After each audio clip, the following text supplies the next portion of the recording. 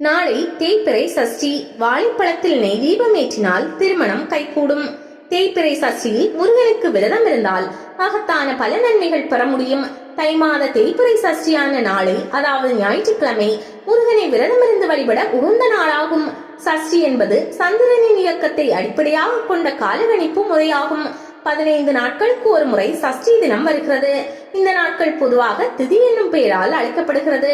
அமாவாசை நாளுக்கும் பௌர்ணமி நாளுக்கும் அடுத்து வரும் 6வது நாள் சஷ்டி ஆகும். அமாவாசை அடுத்து வரும் சஷ்டியை வளர்பிறை சஷ்டி என்பார்கள்.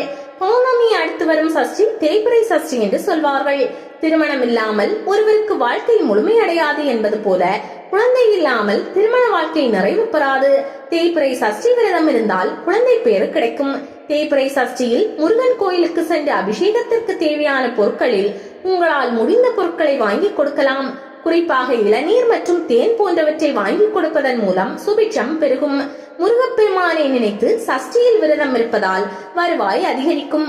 குடும்ப அமைதி, மன நிம்மதி அனைத்தும் தேடி வரும் என்பது நம்பிக்கை. தேய்பிறை சஷ்டி அன்று காலையில் குளித்துவிட்டு சுவாமி படத்திற்கு மாலை அல்லது பூக்கள் அணிவித்து நெய் அல்லது நல்லெண்ணெய் விளக்கு ஏற்றி பால் பழம் நைவேத்தியம் செய்து கந்த சஷ்டி கவசம் அல்லது கந்த குரு கவசம் பாராயணம் செய்ய வேண்டும். அப்படி இல்லை என்றால் ஓம் சரவண பவ என்ற மந்திரத்தை கூறலாம். அவல் நைவேத்தியம் படைப்பது மிகவும் நல்லது. இது ஏதும் செய்ய முடியாவிட்டால் நாவல் பழத்தை வைத்து வழிபடலாம். முருகனுக்கு நாவல் பழமானது மிகவும் விருப்பமான பழமாகும். நாளை நாள் முழுவதும் மாமிசம் உண்ணக்கூடாது. எந்த ஒரு விவாதமும் செய்யக்கூடாது. நாளைய தினம் முழுவதும் மௌன விரதம் இருந்தால் மகத்தான பலன்கள் கிடைக்கும்.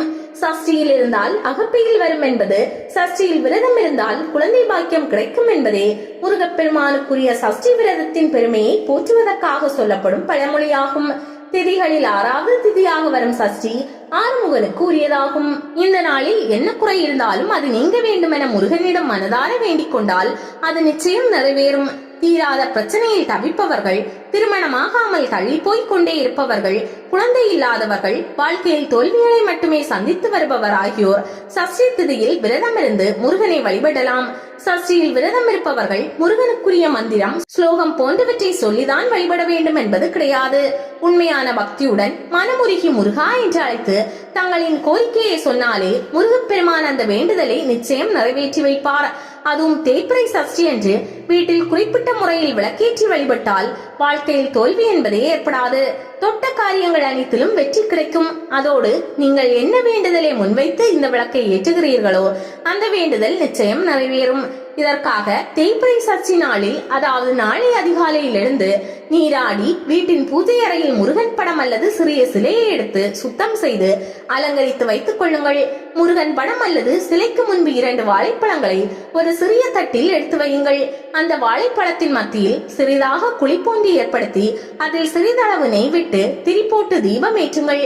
பஞ்சாமிர்தம் எப்படி முருகனுக்கு மிகவும் பிரியமான அபிஷேக பொருளோ அதே போல் வாழைப்பழ தீபமும் முருகப்பெருமானுக்கு மிகவும் பிரியமானதாகும். இந்த வாழைப்பழ தீபத்தை செவ்வாய்க்கிழமையிலும் கூட ஏற்றலாம். இருந்தாலும் சஷ்டி திதியில், அதுவும் தேய்பிறை சஷ்டி அன்று ஏற்றுவது மிகவும் சிறப்பானதாகும். இந்த விளக்கை ஏற்றி வைத்து ஏதாவது ஒரு கோரிக்கையை முருகனிடம் முன்வைத்து மனதார வேண்டிக் கொள்ளுங்கள். இந்த விளக்கை நம்பிக்கையுடன் ஏற்றி வந்தால் வாழ்வில் பல மாற்றங்களையும் அதிசயங்களையும் முருகப்பெருமான் நடத்துவதை காணலாம். இந்த திருநாளில் குழந்தை செல்வத்திற்காக ஏங்கி காத்திருக்கும் பெண்கள் விரதம் இருந்து முருகப்பெருமானை மனமுருகி பிரார்த்தனை செய்திட மனம் மற்றும் உடல் குறைபாடுகள் நீங்கி குழந்தை வரம் கிடைக்கும் என்பது காலம் காலமாக கடைபிடிக்கப்பட்டு வரும் நம்பிக்கை. நீண்ட நாள் நோய்களால் பாதிக்கப்பட்டவர்கள் சஷ்டி விரதத்தை தொடர்ந்து மேற்கொள்ள அந்நோய்கள் படிப்படியாக நீங்கிவிடும். இத்துடன் நீடித்த செல்வமும் வெற்றியடையும் யோகமும் கிட்டும். சஷ்டி நாளில் வீடுகளில் அதிகாலையில் நீராடி பூஜை அறையில் முருகன் படத்திற்கு முன்பு தீப தூபங்கள் காட்டி பால் பழம் நிவேதனம் வைக்கலாம். உணவை தவிர்த்து பூஜை அறையில் கந்த சஷ்டி கவசம், முருகன் துதி பாடல்கள், கந்த குரு கவசம் படிக்கலாம். வேலை காரணமாக வெளியில் செல்பவர்கள் உடல் வேலையில் ஈடுபட்டிருந்தாலும் மனதில் ஓம் முருகா என்ற மந்திரத்தை ஜபித்தபடி பணியை தொடரலாம். புலால் உணவுகள் மற்றும் போதை வஸ்துக்களை தவிர்க்க வேண்டும். மனதில் தீய எண்ணங்களோ கடுமையான உணர்ச்சிகளோ இல்லாதவாறு இவ்விரதத்தை அனுஷ்டிக்க வேண்டும். உடல்நிலை சரியில்லாதவர்கள் ஒருவேளை உணவு மட்டும் உண்டு இந்த விரதத்தை அனுஷ்டிக்கலாம். குடும்பத்தில் துன்பங்கள் நீங்கவும் வேலை வாய்ப்பு, கடன் தொல்லைகள் முழுவதுமாக நீங்கவும் சஷ்டி விரதத்தை கடைபிடிக்கலாம். முழு நாளும் உபவாசம் இருக்க இயலாதவர்கள் அன்றைய தினம் காலையில் 6 மிளகையும் 6 கை நீரையும் முதல் உணவாக எடுத்துக்கொள்ளலாம்.